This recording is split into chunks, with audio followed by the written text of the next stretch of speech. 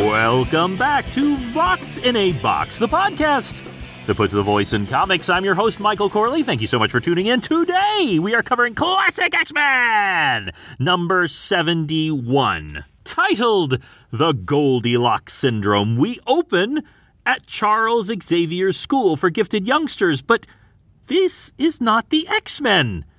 Who are these kids we see before us? There is Sam Guthrie, Rain Sinclair, Roberto DaCosta, Danielle Moonstar, and Xian Koi Man, I think. I don't know how to say her name. These are the New Mutants. Yes, the New Mutants were one of the first splinters of the X-Men, the new X-Men that joined.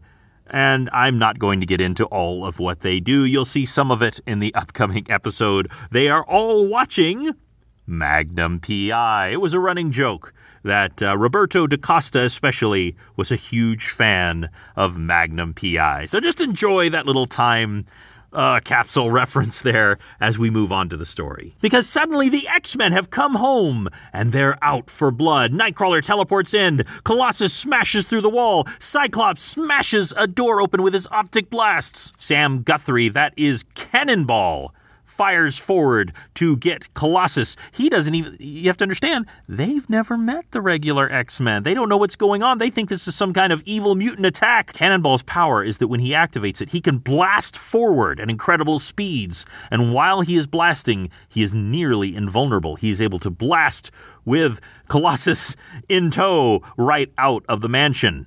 Cyclops is thinking, haven't anyone told these people about the X-Men?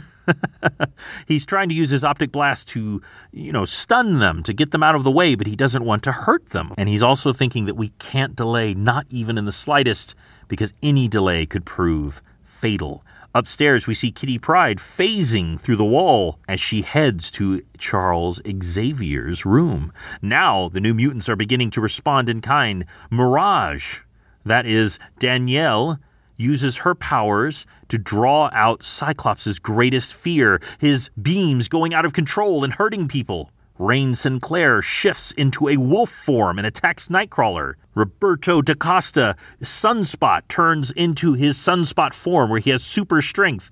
Unfortunately, he doesn't have super invulnerability, and Wolverine easily decks him. Karma, whose ability is to possess other living beings, tries to possess Wolverine. All of this is to distract them so that Kitty can get upstairs. She is carrying a blaster that she has gotten from the Starjammers. She's been told by Wolverine, no matter what, to fire upon Charles Xavier as soon as she saw him. Charles Xavier opens his eyes, and he has an evil look on his face, and he says, "You should have heeded Wolverine's injunction, child, and fired.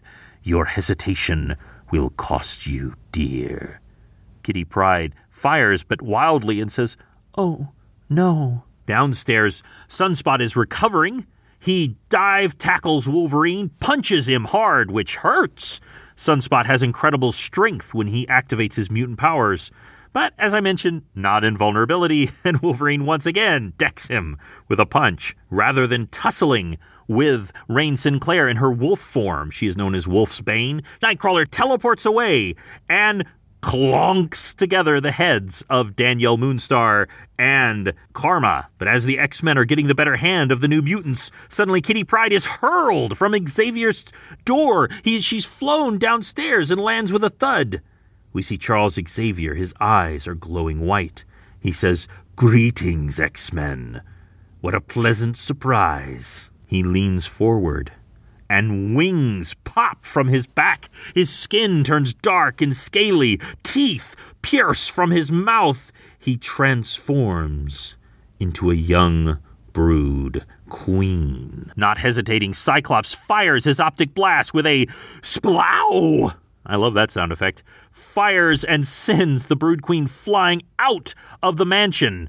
Outside, we see Colossus. He's holding the unconscious form of Cannonball. No matter how powerful Cannonball, apparently he could not overcome Colossus in his armored form. Colossus is heading toward the Brood Queen to stop her at any cost. But the Brood Queen says, "And how will you stop me, human, when my mental powers enable me to read your every thought before you move?" Of course, whenever the Brood become a creature, they absorb their abilities. This Brood Queen has all of the formidable mental powers of Charles Xavier. She's able to easily outmatch Colossus, grab him, and throw him. And Wolverine comes flying in over Colossus with his adamantium claws extended. He is simply moving too fast for her to react. She might be able to hear his thoughts, but she can't move fast enough to avoid his claws. As he comes flying forward, he slashes off her venomous tail. Using a mind blast, she is able to send Wolverine flying. Karma tries to use her abilities to possess the creature, but its powers are too much for her, and it reflects back upon her, knocking her unconscious. The Brood Queen realizes she has been injured and that she needs to get away to give time to heal, when suddenly a creature that looks almost like a star comes towards her. It is Binary, and she punches the Brood Queen. I love a superhero like Carol Danvers, now Binary, who can fire energy blasts of the sun. She still likes to punch people too. When suddenly Storm comes up behind her, firing a ultimate blizzard, freezing the Brood Queen down to her marrow. Now all of the X-Men are converging on the Brood Queen. Wolverine is ready to stab it with his claws, but Cyclops says, "No, I'm the first X-Men. This is my responsibility." Yes, Cyclops is willing to do the terrible act that must be done to destroy the Brood Queen that was Charles Xavier. Cyclops says, "Forgive me, Professor, if there was any alternative." And he hears the Brood Queen speak. "There is none, Scott." "Professor?" "Yes, mental transformation incomplete. Been resisting with all of my might.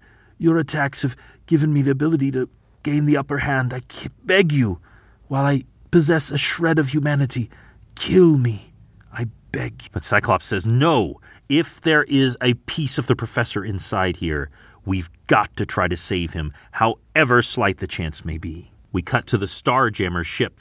Using the incredibly advanced technology of the Starjammers, Moira McTaggart and Sikorsky have attempted to clone Professor Xavier's body, to transplant his consciousness into the mind of the clone. They say that there is almost no chance of success, but they have to try. As everyone waits, each person is lost in their own thoughts. Nightcrawler is by himself, joined by Storm. He says that the New Mutants are still getting used to his appearance. And she says, "Remember that Kitty was frightened of his appearance at first, and she got over it. So will they." Cyclops, Scott Summers, is speaking to Corsair, who is Christopher Summers, his father. And once again, as he has so many times before, he said that Earth really isn't his home anymore, and that he really has no plans to stay. But, as long as we're here, would you be interested in meeting your grandparents? Cyclops is overjoyed. This is a boy who grew up an orphan.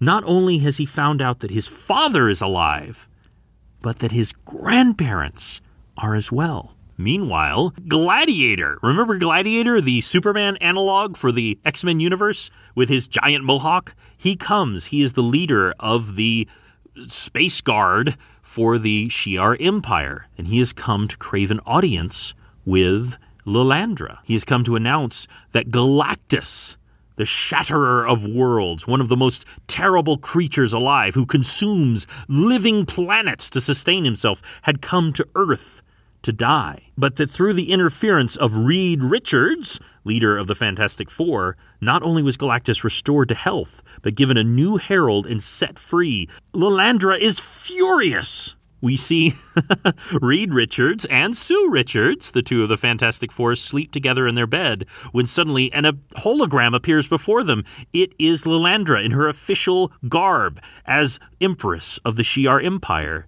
And she says that any deaths as the result of him saving Galactus will be on his head. And then suddenly she is gone, just as Johnny Storm and Ben Grimm, the other two Fantastic Four, come running in their underwear, but she is gone. However, she has to admit as she walks out that it is a hollow threat.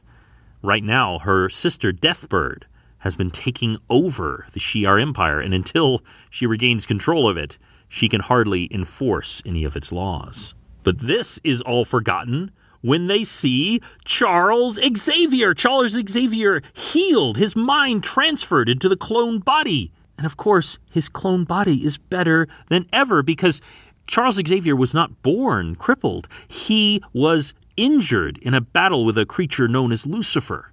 This clone body is not handicapped, and Charles Xavier is able to stand. But suddenly he screams and crumples over. He explains that after his legs were crushed, he was in constant pain, in agony, and he used his psionic abilities to block the nerve endings from his legs.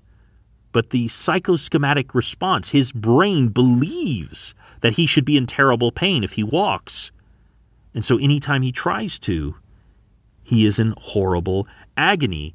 And Moira McTaggart is saying with time and with physical therapy, he will eventually be able to walk without pain. But it's not going to be easy. And in a wonderful scene, Lilandra leans forward and gives him a kiss and says she will give him all the encouragement that he needs. And Moira McTaggart tickles him on the ear and says, and if that TLC doesn't work, I'll kick you in the butt. Either way, we'll have you on your feet in no time. And Charles Xavier blushes. The two loves of his life, Moira his former and Lilandra his current, wrapping their arms around him. Xavier is saying that he's so glad that the X-Men did what they did. He's so proud of how they acted. He's proud of the New Mutants. He's proud of the X-Men. But he says that Kitty Pryde must be with children her own age. And she says, What? No, I'm an X-Men. She says, no, you should not be combating evil mutants. You should be learning to control your mutant powers. As of this day, you are leaving the X-Men, Kitty Pryde, and joining the New Mutants. My decision is final. And that ends Classic X-Men number 71. But you must tune in. You must, dear listeners, tune in to episode 72 because it has the best title of any X-Men ever made, ever. It is titled, Professor Xavier is a Jerk. You have a wonderful day, and I will talk to you soon.